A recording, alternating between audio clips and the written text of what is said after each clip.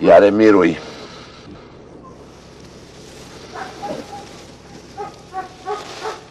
Paju, moram da te nešto tu pitam. Ubi me, eto, ali moram. Spava, Jare, ili stvarno ću ja tu ucmekat. Ucmekat ću te noćas. A kakav si to čovjek, 3 dana oka nismo sklopili ti... Budje Bog. Ma spava mi se, evo kad bi legao momentalno bi zaspao. Ali ovaj idiot reče, ima električni klozet. Kakav je to električni klozet?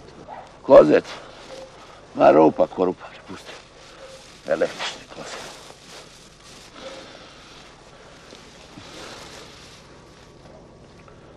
Volje zima, majku.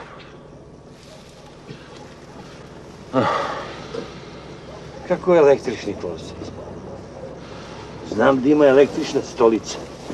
A za električni klozet još nisam čuo.